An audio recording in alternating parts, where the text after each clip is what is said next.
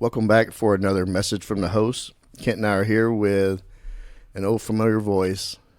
You heard him way back when, talking about internet crimes against children. The great Detective Tony Godwin. Hey, thank you so much for having me here today again. I appreciate being here. You're always welcome here. Your episode is amazing, and your expertise in that field, you do a job every day that nobody else wants to do. Yeah, that's the truth. I was having that conversation on the way down here, matter of fact, with a lady that called. I've got some things working, and she's like, I don't know how you do this. And then you remember all these things. Seems like you would want to forget about them, and I'm like, you really can't. Man, I would hate to be in your mind, because you have a lot packed away, and you can't think about. Yeah, that's for sure. But it's a blessing to be able to do what I've done for so long and build that expertise. And I'm very humbled and honored to have a department that supports me to do that kind of stuff on a regular basis. And also the great show Catfish Cops. Yeah, we're not doing too bad. We're in year 5 now, and I don't know where we're maybe around 150 episodes, something like that. It's people don't know that it's like a full-time job. Like it literally is like a full-time job. Yeah, they hear me bitch about it all the time, so they know. Yeah. It's just crazy the amount of time that it really takes. Like I guess when I retire, whenever that's going to be, it'll probably pick up and do a hell of a lot better than what we currently do, because we kind of get some gaps there.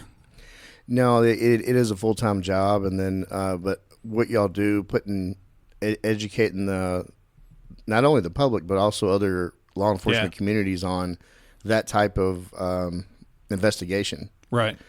You, in a lot of ways, wrote the book on it. Yeah, I mean, there's a lot of guys around the country that do this job specifically, do the ICAC thing specifically, and they're really great at it. And I like to highlight all of the work that's going on around the country and stuff. But the education side of it is humongous. Like that's just kind of where we're at now. Is like we've got to get people informed. And sometimes that's cops, Well, a lot of it informing cops so they can be aware for their own children. Yeah, absolutely. Because it's ever evolving. Yeah, and they'll run into things, on calls or see something on a call or do whatever, and then, take it home to their family and say, okay, let's pump the brakes a little bit here. So, my wife's in child abuse, and she is even more so overprotective of Carmen than I am when locked down everything, every kind of electronics. Yeah, it's crazy. You think about yourself growing up and what kind of parent you want to be and all those things. Like I never envisioned I would be the helicopter parent that I am, that I have turned into. But, unfortunately with the job that I do, I don't really trust anybody. So. No, I mean, how long have you been again? 20 years, I've been working ICAC alone 20 years, and I just hit my 31st year. So I got almost 35 total in law enforcement. So I don't know how much longer it's going to last. It's very important to me that when I do leave, it still stays and it continues.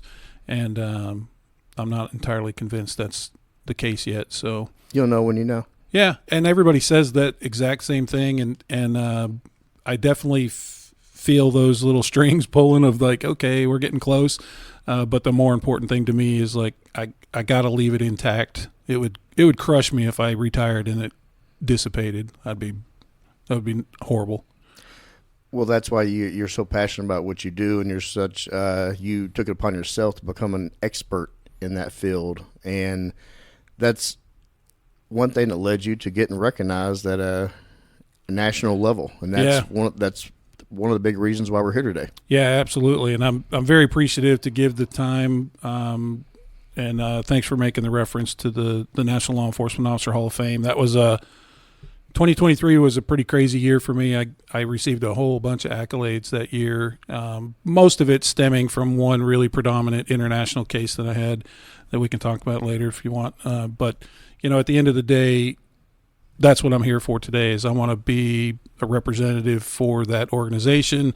I'm now a part of the board of directors for them. They were very, very generous in offering me a spot on their board of directors last year. And I just want to bring light to it because we got a really big event coming up. Yeah, the National Law Enforcement Hall of Fame was created in 2017 to honor law enforcement officers for their Yeah. Not just for their, you're going to, I want you to touch on, I do want you to touch on that case. Sure. But it's not just a one incident or one case recognition. This is for, right. This is from a much larger. It's like the Lifetime Achievement Award. Yes, it's a Lifetime Achievement Award. Yeah, for sure. Yeah, the hall itself, it is great. It like sort of formed early 2016. Megan Stockburger and Adam Davenport, who coincidentally were just high school classmates. They went to, I wrote it down here so I wouldn't forget, Cardinal Stritch High School up in Ohio. They're both from Ohio. And then they went on to college and whatnot. And Adam had started, his dad is a retired partner with Ernst & Young. And so they had some kind of program up there for small businesses around Ohio, Detroit, that kind of area. And so I guess with the blessings of Ernst & Young and his dad and everything else, Adam started off doing a annual Hall of Fame award for like small businesses and entrepreneurs, things like that. I think it's called the Entrepreneurial and Business Excellence Hall of Fame. And so he was kind of running that. And I know he told me personally, he goes, I know all the business stuff. I know all the sponsor stuff. I know all the minutia that you do to get that together. He said, but what I didn't know was how to plan an event. I had no clue. And he said, well, coincidentally, Megan, his old high school friend, she was running her own event planning system and business. And so he reached out to her. They kind of partnered up and they started that program for that original Hall of Fame for small businesses. And so Megan's father's a retired cop out of Toledo, Ohio.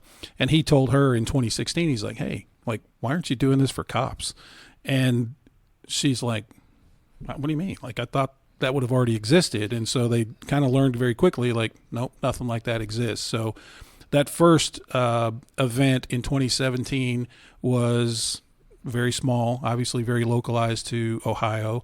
I think I can't remember the number of people that were awarded, maybe like 5 were part of that, but they had like a kind of a luncheon thing with about 60, 65 people or something like that. And then they saw the potential for what that was and realized, okay, hang on a minute, we're going to kind of expand this out a little bit. And they went onto a national platform. So they, got everything filed, got everything ready. And that's what birthed sort of the, the spawning, I guess, of the National Law Enforcement Officer Hall of Fame. A lot of officers do 10, 20, 30 plus. Yeah. Look at you. And we got one here that's got like 56 years on. He's still going. That's crazy. Well, and to walk away and usually, and I've mentioned before that sadly in this profession, you really are kind of forgotten unless, if you die in the line of duty. Yeah. Then every year your name gets read and you get a salute.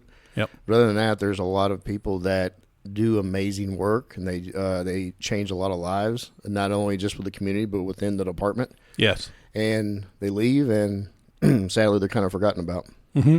Yeah, it's great that you mentioned that, because in 2019 the National Law Enforcement Officer Hall of Fame inducted John the Hammer Drum, and he was a Sheriff's Department captain. I think he retired or left as a captain with the Lee County Sheriff's Department in Florida, and his award was given to him posthumously because he had passed after retirement from like some kind of an illness. But they said this guy was like a phenom. Like, he worked for the U.S. Marshal Task Force, and he was a Fugitives Task Force guy. And I made a note of some of the things, because they said he spent 60% of his career working as a U.S. Marshal. Throughout his 25-year career, he amassed 7,423 physical arrests, averaging almost 6 arrests a week, consistently over 25 years. Like, just amazing kind of numbers. And that's just one little story, and what a tribute it was for him, for his department, for his family to be awarded, posthumously. And so that's sort of really was like the catalyst that kind of got things kicked off. And, their mission, obviously, like you mentioned, is to just recognize people, and it can be all forms, active, retired, posthumously, whatever. There's every number of ways that someone can be recognized and honored, and there's the whole process we'll talk about after a little bit for that. But I guess I can tell you how I got I want to talk aware about of it. Well, first off, were you aware before you got notified that you were going to be inducted? No, actually, it's kind of a funny story. Yeah. I I received a phone call from Adam, and he was like, "Hey, this is Adam Davenport with the National Law Enforcement Officer Hall of Fame. You've been nominated for an award to be inducted into the Hall of Fame." And I thought I was getting pranked by somebody Clint. Clint McNear's like got a voice changer, and he's like just jacking with me. That'd be a hell of a voice changer. Yeah, it would. Yeah. And I was like, I even asked Adam, I was like, "Who is this? Like, and how'd you get my number?" And he's like, "Oh, no, it's legit. Let me send you a link to something that you can look at." And I'm like, "Listen, dude, like, you're not going to send me a link. I'm not clicking out of your stuff." You like, thought it was some treasure from Switzerland. Absolutely. And so we talk a few minutes more, and he's like trying to assure me, like, "No, it really is a legit deal." And I said, "Well, how'd you get my name?" And he mentions my boss's name, like his full name. And I was like, "Oh, wait." Because he doesn't go by his full name, he goes by his initials. And I'm like, "Oh, wait, oh shit, this might be real," And so I was like, "Okay, well, send me what you got and I'll take a look." And then I looked at it and I was like, wow, like I had never heard of it, never knew that it existed. I kind of, like others, I guess, assumed there was something that was out there for that, but I had really no idea. So obviously, once I was able to validate, yeah, these are real people and this is their real mission and this is a real thing, obviously I was like wickedly humbled. I had just come off of getting Detective of the Year for that year.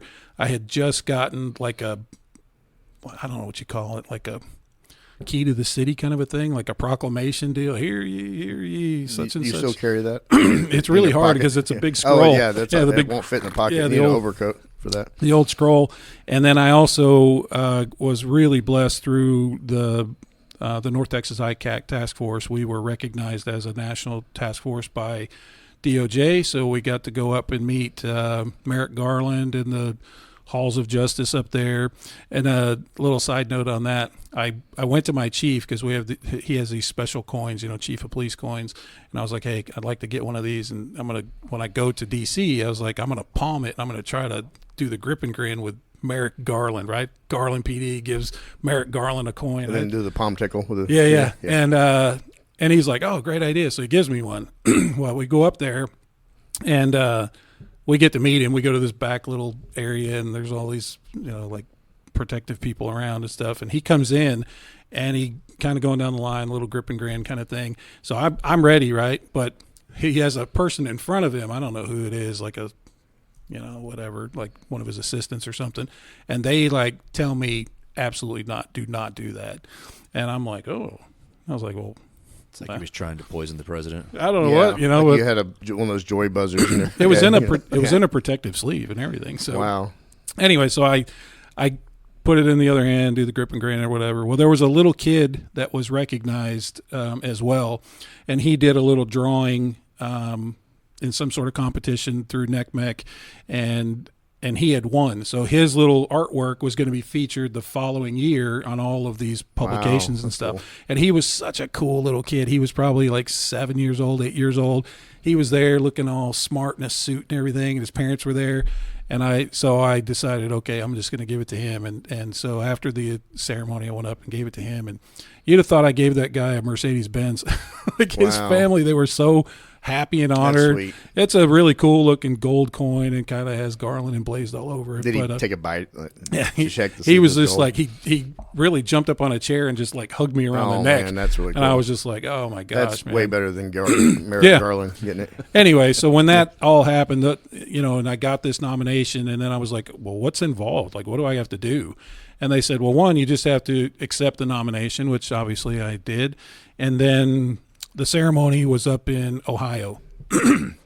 So, my wife, my family, my kids, like my buddies, I had a whole gaggle of people that were nice enough to spend some money to come up there and watch the induction ceremony, which my brother came in, my sister-in-law came in. It was, it gets more, I don't know, like you get this like emotional little tug in your throat or whatever. Like I remember Adam told me, I said, well, what do I got to do? And he's like, oh, you got to give a little speech. Half-hour speech. Yeah. And I'm like, oh. I said, okay. And he goes, hey, write it down. And I was like, man, I speak to people all the time. I was like, I think I can wing it. He's like, write it down. Trust me. You're going to get a little emotional. You'll get a little choked up.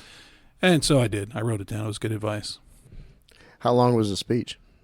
Not terrible. Maybe, I don't know, 10, maybe it felt like 10 minutes or something Can like you that. recite it now? Absolutely not. Okay. Absolutely not. And I will say, I give kudos to my boss, Lieutenant John Spear. He's the one that nominated me for this. I found out later. He went up there with me. He and his wife came up there with me. We're great friends. And he had to introduce me. And so he did not know until that night he had to give a introduction speech about it. And so he had not prepared anything. He did not write anything down. And he got up there and I think probably did 1,000 times better than I did for accepting it. But it was nice. It was a good night. It's hard not to get emotional when you're around, the people that are truly in your inner circle, and seeing you get something like that. Yeah. I mean that's very meaningful. Yeah, it was really cool. It really opened my eyes to a bunch of things. Like, one, the stories I heard from the other people who were inducted for various things, courage and bravery and distinguished service and all these other things. And I was just like, man, this is like really super impactful. Like, there's so many things, I know now, which I did not know then. They only really award like maybe 10, between 8 and 10 awards a year to people. And I know there's hundreds and hundreds of submissions. So wow. It was really pretty inspiring to hear all of the other stories. Speaking of stories, can you tell us about the case that you actually worked on that was big and actually kind of a catalyst to get you this nomination? Yeah, one of the cases. It's one of my biggest ones that I've ever worked. It's still kind of very much up to speed and working now. But it kicked off with a young girl who was babysitting a little kid and was online. Everything that took place for this little girl, she was 12, took place over the course of like 6 hours, and that's really very significant. And so she meets what she thinks is a kid online. He's got pictures of what looks like a kid around 16, and the typical things go back and forth. And then throughout the course of talking to each other on the platform they're on, he convinces her to send inappropriate things. She doesn't want to. She does. She denies and says no at first, but these guys know what they're doing, and gets her to do this. And so once she surrenders those types of images and videos, she's really very vulnerable at that point. And so he kind of exploits that, takes advantage of it, gets her to do other things that involve the infant that she's babysitting. And then it reaches to a point where she draws a line in the sand, and what he wants to have her do is carve his name into her body, like across her chest, on her thigh, on her arm. That's sort of his thing. He's a power control, torture kind of guy. Clearly not a 16-year-old kid. And so she has enough. She's like, nope. And he's like, well, I'm going to expose you. He'd found her mom's number. He had all this personal information to get her exposed. And she's like, well, you do what you got to do. And so she basically went and called the police herself. She called 911 from a convenience store and told on herself. And so that started a whole, slide of information that happened. She had to go somewhere to get some treatment initially, and basically I read about this in our shift report, like on a Monday, and I was just infuriated. I was like, one, why didn't somebody call me so I could have got started on this Saturday night? But I started, because she was in a place getting some help, I had the ability to dump her phone, and I got all of the communications and all of the things. And the more I read this, the more furious I got. And I thought, I don't care who this guy is, like, I'm going to find him, right? And so I start kicking off all kinds of legal process, and I get some stuff back initially that looks like it's going to go to Oklahoma. And I'm telling the boss, I'm like, hey, get the flamethrowers, get the sickles. We're going to burn a house down. We're going to get this guy. Yeah. And as we're kind of prepping for that, I get more stuff back, and all that stuff comes back, and now it's bouncing me overseas. And I'm like, okay, is he just hiding? Is he using a VPN? Is he on a proxy? Something like that. And I start digging around, and I will tell you, things happen for a reason, right? And whatever anybody's beliefs are, to me, this was an absolute God thing, right? I started inquiring about this company over in England. Never heard of it. All I want to know at this point is this like a residential customer? Is this a wireless customer? Is this somebody using a VPN? That's all I'm trying to determine. And so I'm on this website, and it's all confusing and all these different things. Well, I find a contact page, and there's about 20 people on there. So I literally do like the pin the tail and the donkey thing. I like close my eyes. I'm like blink on the screen, and I land on a name, right? And I call this. There's an email address and a phone number. I'm not going to call international from the station because I'm like, they're going to flip out. They're going to get some phone bill that's, $100. So I send an email. About 10 minutes later, I get a phone call. I see it on my caller ID. It's about 27 numbers long. So I'm like, I don't know what this is. And I pick up the phone, and it's this British guy. And he's like, Tony, it's Nigel. And I'm like, Nigel? I was like, well, wow. He's like, I work for this company. And I was like, okay. He goes, I got your inquiry, and I'm calling you back. And he goes, coincidentally, I'm a retired cop. And I'm like, oh, no kidding. He goes, I worked child exploitation for 13 years. And I'm like, no way. Like, just the planets aligned, I hear the trumpet. And so, long story short, it kicks off into this international investigation. NCA, which is, over here we have FBI, DEA, DHS, and all these three-letter agencies. In England, they have one, NCA, National Crime Agency. So I get connected through NECMEC with NCA. They start up a whole process. They get the guy identified. They're sitting on his house, and within 2 days, they're kicking his door. And they get the phone. They get all of my victim stuff. And so he's subsequently charged with, 17 counts of all kinds of horrible stuff. And he gets locked up. And so it opened Pandora's box because once forensics are done and phones and computers and all that kind of stuff, it uncovered, I remember the phone call. We did a Zoom call, and the NCA guy is like, hey, we've uncovered a large number of victims all over the world. And I was like, oh, okay, like how many? And they're like, 8 to 10,000. And you could have heard a pin drop. I'm like, what? And they're like, yeah, they're spread all over the country or all over the world, And I'm like, they said, we have a task force of people now, 26 people on a task force over there in England working it, and me in Garland. So I became the point of contact for all U.S. victims, which at one point was around 1,400. It whittled down through some kind of classification stuff and things like that. But at the end of the day, this guy's name is Trevor Fernandez, and he was from India, and he was born in India, and he was like on a Pakistani passport or something, and he'd only been living in the UK 3 months when that happened. He is the most prolific guy I've ever encountered. He was an admin on over 160 different accounts.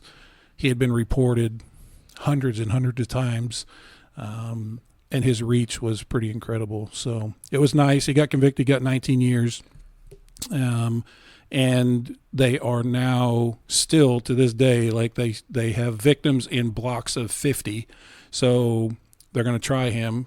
Every time they try him, they're going to until he gets life, because when he got the 19 years, I was like, I had him on 2 federal counts for 60 years minimum. I was like, I was not really happy with a 19-year sentence, but they are doing a great job to further that. Lining them up every time it comes, his number comes up, gets close, they pop another one on. Yeah. And so that case has been going on. I got it in 2020, and it's still going on to this day. How did that feel, knowing that thousands of people that you got justice by picking up the phone and digging deep into this case? Yeah, it's a lot. It was very gratifying in the sense of like, hell yeah, especially because he was international. And I know, working in this field for 35 years and 20 of those years working ICAC, I know that when some other agency, or other than the feds probably, local agency catches anything that looks like it's going overseas, nothing happens. Like there is a process. It's a lengthy process. It's a difficult process, but I'd say 9 out of 10 times it goes to the wayside. They make a referral, and then that's it. But this guy, I'll be honest, he just pissed me off. Just the way he talked to this kid. But the biggest reward for me was letting her know. And I went to her, and this girl has a lot of things going on. But I was able to go to her and let her know, like, hey, listen, how brave you were to come forward. Like, it's unbelievable the bravery that you displayed to come forward to tell on yourself. And I said, and as a result, we have now put between 8,000 and 10,000 kids on a new path. And we never would have known about them without you. And she, of course, broke down and she cried and she like couldn't believe it. And I said, so, good for you. And she's doing a whole lot better. I don't keep in touch with a whole bunch of victims that I deal with, but there are a few. There's a handful. And she's one of them. She's one of them. And, it's very rewarding on that side of it. Yeah, I love the high five moment of knowing, yeah, we put this guy in prison. But at the end of the day, it's about empowering these kids who go through this to muster up the strength to say, hey, I'm done with this. I'm turning away. What was the age range he was targeting? He liked anything from 10 to 14, 15-ish. Very vulnerable. They're very easily manipulated sometimes. Very malleable, yeah. Yeah, and so, you can get what he wants. I told you in the beginning part of that there was a guy in Oklahoma, and what we learned is that he was involved in these different groups with like-minded pedophile types who had this predisposition for kids. And what we think he was doing is sharing his login credentials because he kind of had a target-rich environment. He had a lot of success. And so we actually developed like 22 more suspects. It's like a network of these creeps. Yeah, just total creeps. And just think about how many, so you're saying 8 to 10, 12, how many thousands of kids. Imagine the ones that were not able to lock in on. Yeah. Yeah, it's pretty crazy to me. That is very prolific. And do you often see, this is the biggest case and most reaching case you've worked on, but is it common in dealing in this kind of community for there to be networks and international? Yeah, unfortunately, these guys are committed to building their own, their own little space with their own content, but eventually that content sort of wears thin, and so they start associating with others that are like-minded, and as it goes on. So unfortunately, a bunch of agencies, which is why I'm so big on the training side of it and doing things the right way, is everybody has that great high-five moment of catching the guy, and then the case ends. They don't really do the follow-up that could probably get to additional people, bigger fish or whatever. Spider web it out. Yeah, and digging in. And I understand because everybody's so overworked and everybody's got a pile of cyber tips and other things coming in.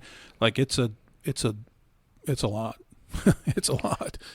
So many lives saved. Yeah. But the lives that were saved, there's a piece of justice that these victims, and imagine all the victims that you helped that they don't even realize that this guy got captured. Yeah. Yeah, and there's a bunch of those. Like I said, he had been reported multiple times. A lot of people, I've done this as a case study at the Crimes Conference and some other places, but a lot of people ask, well, how could the guy have so much reach? And I'm like, well, it's a borderless crime. The internet is borderless. Like, you can be anywhere and go anywhere and do anything. The compounding problem for him, where we had actual physical victims, was he worked on a cruise ship for 10 years. And so he went all over the world. Like, they work on these contracts for 6 months and they go on different ships. So anywhere that ship would dock, we would find real victims in those places. So you just never know. No. And he was, he worked on this cruise ship. So he basically just on break time, or when they're docked, he would get off, and that was his. Yeah, because not all, like, if you've ever been on a cruise, like a lot of people go on these. I've been on several myself. Sometimes the crew stays on board and works while everybody's on the island or wherever they are having fun, but sometimes it's their day off and they get to go. I learned a lot about the cruise industry because of this case, and as a result, they are really good at documenting. They really are really stellar at documentation. Surprising. Yeah, which blew me away. So simple things that would be very beneficial on the law enforcement side for us to be able to trace and find, was able to do that because of their level of documentation. Do you have any idea? I'm sure you do, about knowing when did he actually start? It was a long time. It had been, I think, going back maybe 9 years, 9 Good years, Lord. something like that.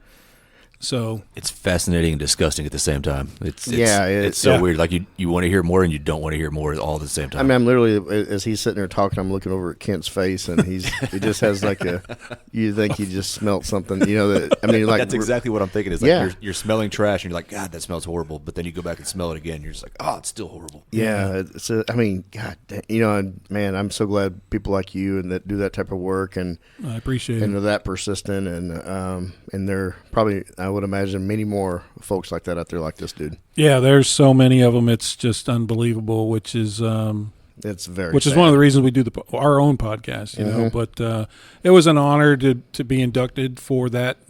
You know, that case was a big chunk of it.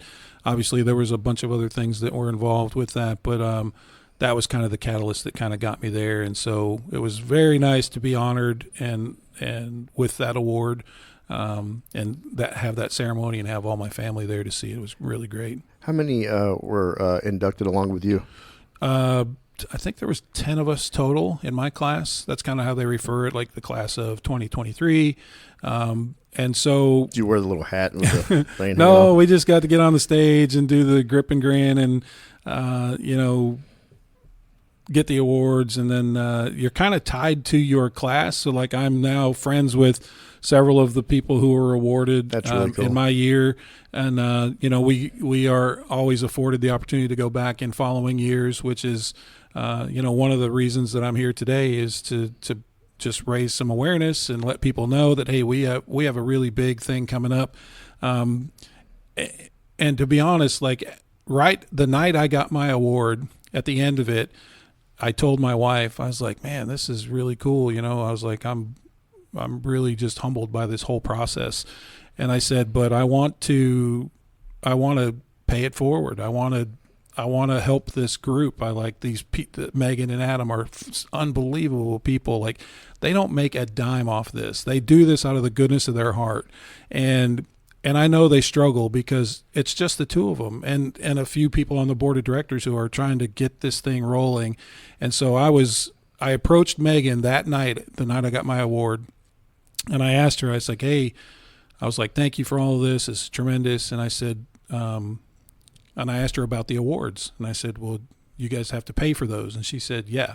And I said, well, would you let me or consider letting me do your awards for you? I have an awards business I've owned for 18 or 20 years or whatever. And she's like, what? And I said, yeah. I was like, it would be my honor to be able to do these for you for nothing.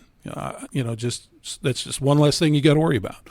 And she was like, are you kidding? And I was like, no, not at all. And I said, we can talk later and all that kind of stuff, because it was the night of the whole event and everything. And they reached out to me, and I said, hey, can I get some creative freedom on this? Can I show you some samples and give you some ideas? And she's like, yeah, absolutely. Like, we'd be honored. And so I did. I designed a very special, specific award for the Hall of Fame. And so that's what I've done. I did those, the following, last year's awards or inductees. I'm doing them for this year's, and I will do them forever as long as I have my business. So that was just one of the ways I could say, let me help pay this forward. You know. Oh, that is so awesome that you're doing that for them, because you know I can speak on banquets and award ceremonies from helping with the Cops Cop of how much those cost, and how much goes into setting up an event like that. It's a lot. Is there any way you can send me a photo of one of these awards so I could post when we do? Absolutely. Okay, 100%. I'd like to recognize that. Yeah, I appreciate that a lot. I pimped it. I pimped it out because I thought, man, flashing lights on it. Yeah, well, if I could, I would, and I had told them, I was like, man, this is the this is the National Law Enforcement Officer Hall of Fame. I was like, this should have a weighty, heavy deal. You know, I was like, that's a big deal. It's like a cop doing the Heisman, like the Heisman Trophy. Yeah. Right. But bowling trophy. Yeah. Yeah. So it was really cool, and I'm honored to be able to do that. And yeah, you know, whatever the cost isn't what matters to me. It's I want someone to get it. And 2024 was a really crazy year when I did those. It was the first year, and I'm always like, I'm a bit of a perfectionist, you know, and so I'm like, all I'm seeing are like what I would think would be a flaw. Nobody else sees it or whatever. But there was a gentleman who received an award, a posthumous award, and his son was there, and his grandson was there. Wow. And his grandson, like, I have a picture of him holding the award, and it's like half of the size of him. Like he's just this little kid, you That's know. really cool. And like I said, he's kind of holding it, which is kind of nice to see, and just how humbled, because he was really emotional and whatnot when that was all being done. So it was kind of a full circle moment for me, but really, really good, really fun. So you're leaving your mark in that award ceremony. Yeah, I mean, I hope to, and like I said, it's more out of humbleness than anything else. It's just like, I see what you're doing. I see the good people that Megan and Adam are, and what they want to do to expand this thing and let it grow. And so, like, I just told them, whatever you need help-wise. I was like, I don't know what I can do, but this is one thing I can do. And so they were very gracious to offer me a position in 2024 on the board of directors, which I was happy to accept. And so I've just been like preaching to people about it, and, you know, trying to raise awareness, trying to get more support, trying to get donations, trying to get sponsors. It's such a job, you know, it's just a lot. I know. Yeah, I know, you know, and it's one of those deals where I'm so used to hearing no now, which is fine. I get it. You know, there's a whole process for things, but I'm the put my head down through the door kind of a way to say, hey, you know, just because you tell me no, I don't want to have to. I will keep bugging you. You know, eventually they'll cave and say, okay, hey, shut up, guy. We'll throw you the bone. Yeah. So speaking of support, how can someone support this organization? Oh, there's a bunch of ways. Let me. I made a bunch of notes because we do have the big event coming up April 11th for the 2025, the class of 2025. But there are so many things. Number one, the first and foremost thing is, if you're here in Texas, because I did, whether I convinced them or suggested, I strongly suggested, I'm like, you guys need to come to Texas. I'm like, come on, we do everything bigger and better in Texas. So they did. In 2024, they came down to Fort Worth, and they partnered with the Omni at that time. Oh, nice. And that's where it is again this year for 2025. And so my first thing, as far as like, how can you help, what can you do, would be, if you're local in the DFW area and you don't have anything to do on Friday, the 11th of April, 2025, come to the event. Just come see it. It's open to anybody. Now, there are ticket prices. Obviously, you got to buy a ticket to get there.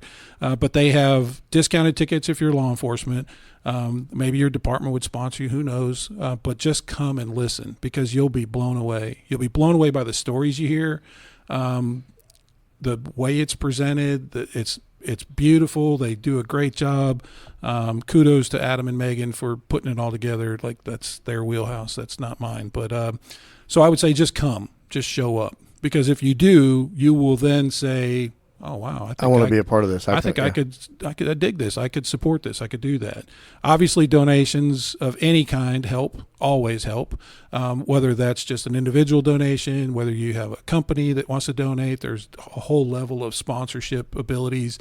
I have been trying to get them to think big picture, like, think big. Like, you're a national, ginormous organization. You have all of these awardees who have gotten these awards with all these amazing stories. Like, let's use this to let people know, because most people don't know. And so with businesses, and I'm like, I was trying to tell them, like, think of like a title sponsor. Why can't we have one of those? We can have a title sponsor. We just need to figure out who that person is, or who that group is, or who that organization is. And so there's bunch of levels of that, and they come with all these kind of different perks and tables and seats at the event. Would you mind sending me that list of sponsorships? Yeah, absolutely. Okay, absolutely. And then so sponsors, partnerships, affiliations, like there's so many different ways that all that can happen. And then if you're in a position where you still want to support, but maybe you can't do that financially, like reach out to somebody about maybe volunteering, maybe come to the event to help sit at a table, come, or help set something up, or help do this or help do that. There's, which is very important and needed. Yeah. In an event. Like even like sending emails, like just playing a role, whether it's you're financially able to do that or not, there's that opportunity that you can do it. And so I got emails and phone numbers for Adam and Megan, and I can give you all that to put out. Yes, please. For people that want to play a role or be involved. But one thing I want to mention, if I can, about the event is there's 3 things I want to mention. So in the 2025 class, they are doing something new. And so they've offered up some training because they want this to be and to grow to a point where it's an event. Like it's not just a one day, come in for the ceremony, grip and grin and leave. So they want to like incorporate some things. So this year they've incorporated a training session with Force Science. And so they've given a discount rate for you to come. It's a full day event. You can come in the morning. You can attend this Force Science training, which is fantastic training if you're in law enforcement and have never heard of them. And then at the end of that, you can just transition right into the ceremony itself. And so there's information on the website where you can go to and see that and register for the class, and then also attend if you want to, as far as that goes for the actual thing. Number 2 I want to mention is I nominated someone from my own department, Lieutenant Dave Swavey, who is probably very well known. I know he's very well known with Guns and Hoses. But I nominated Dave last year because, one, I grew up as a young rookie, and he was in a lieutenant capacity there, and he was just one of those lieutenants you just wanted to emulate and be like. He was just a go-getter. He was approachable. He had it all, right? And so I've always admired Dave from afar and worked with him and whatnot. But early on in my career, he went into the gang unit, and that was a unit you wanted to be a part of. Like it was difficult to get in and do, but you wanted to be a part of it. And so what I have mad respect for Dave, not only with Guns and Hoses, because here locally in North Texas, he's known all over the nation with this thing. But what he did with our Garland Police boxing gym, the 9th Street boxing gym, he saw a need for the youth of our community that needed to be met. Like there's just nothing that was there or whatever. And so he started this Garland Police boxing program on 9th Street. And it has grown. There's hundreds and hundreds of kids that he has helped and the community that he has helped. And outside of the Guns and Hoses of what that is and what the massiveness of that is, Dave is so dedicated and amazing to continue to work in the boxing gym arena, and what he offers for kids and the scholarships. And he had all these rules in place, like you got to have these kind of grades. But he not only did those sort of things in place, he'd said, all right, you need help in school, we got tutors, we're going to have a tutor here for you. You need help figuring out like a meal plan, I got a culinary person that's going to come here, we're going to do this. And so he put these kids on this path of just exponential ability, right? And probably a lot of them didn't have that kind of father figure or influence in their life to go that route. Right. And so, like, in all honesty,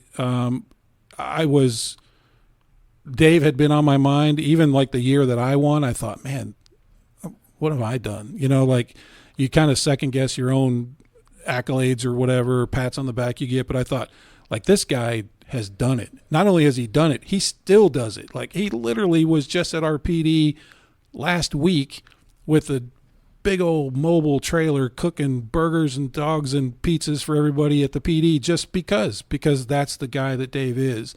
And so I was honored to submit him for a nomination. And one thing I want to touch on with nominations,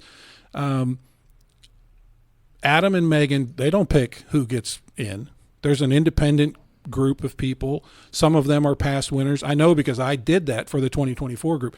There were hundreds of submissions. Like, these stories come in and you're like, holy smokes, like, how am I going to get through this? Because they all sound amazing. It's like finding a diamond in a stack of diamonds. Yeah, it's just incredible. And so it's a process.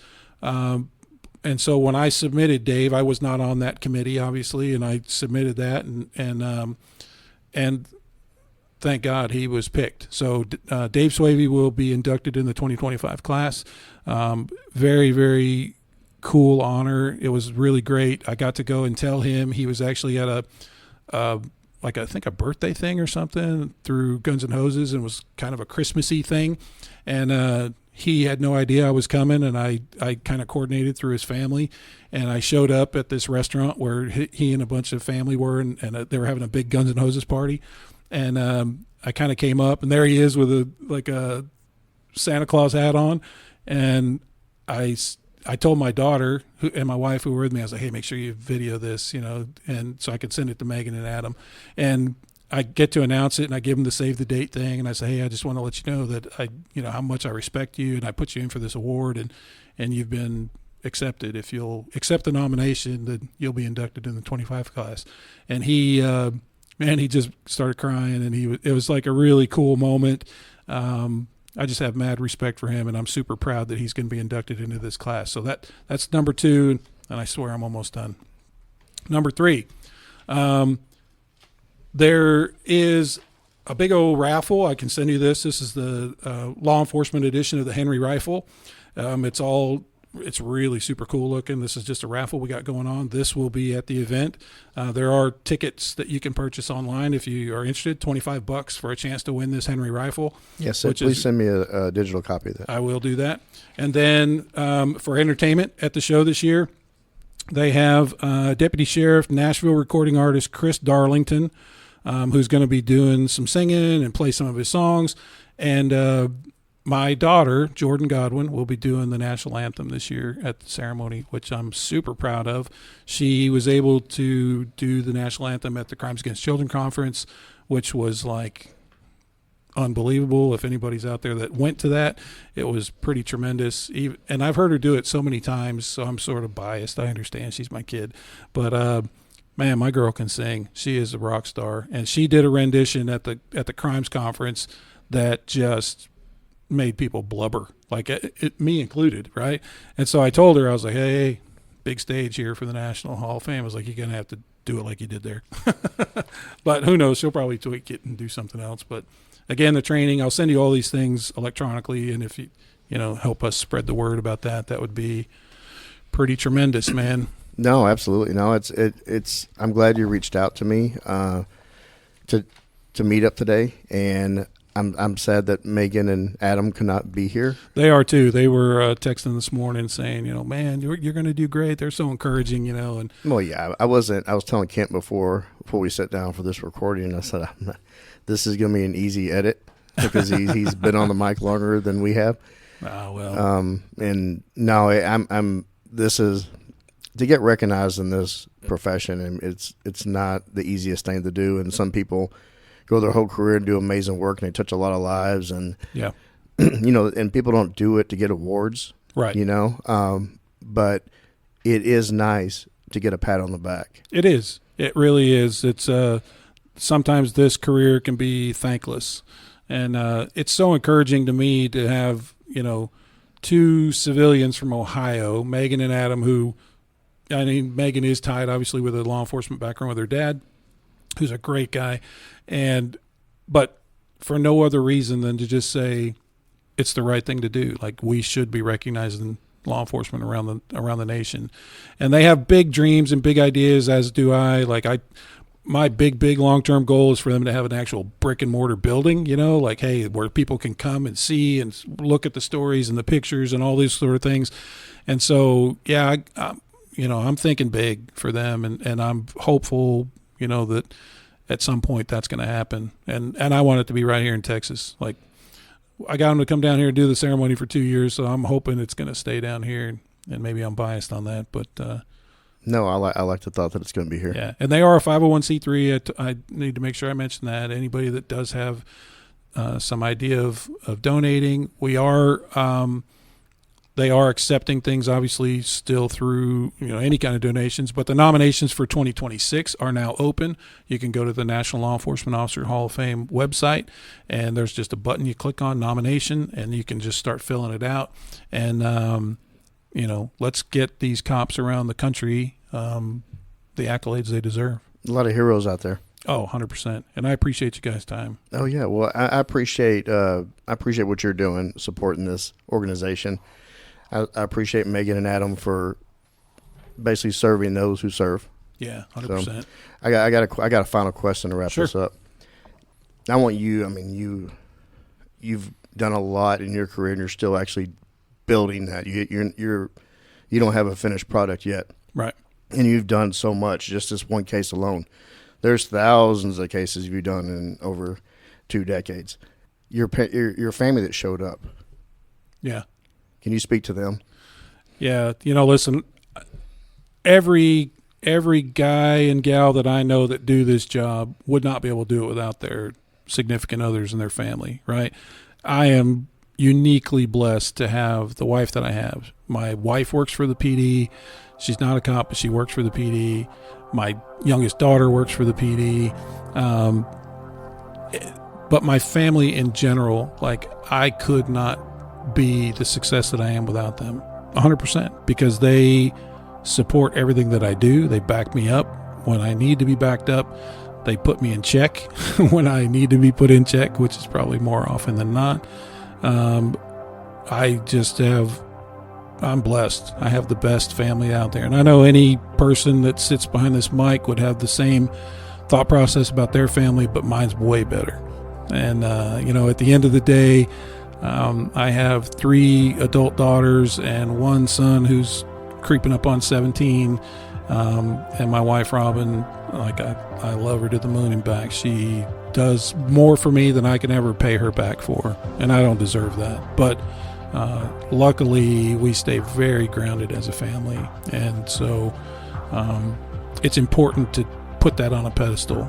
If you're a young cop and you're listening and you're going through your career, unfortunately, we see a lot of terrible things, and unfortunately, we don't translate that well to our families, which sometimes causes families to fracture. And don't let that happen. Be smart. Put your family on a pedestal. They deserve to be on that pedestal because they probably support you far more than you give them credit for. So make sure they're aware of that. Brother, hey sister, I'll never give up on you. Hey Mrs., hey mister, I'll see this all the way through. No matter how far the sun and the moon, I'll never give up on you. When you're lonely, I'll pull you up. Life leaves you heavy when the going gets tough. I'll be your shoulder. Together we'll run up from the bottom. Yeah, we'll rise above. Hey brother, hey sister, I'll never give up on you. Hey Mrs., hey mister, I'll see this all the way through. No matter how far the sun and the moon, I'll never give up on you.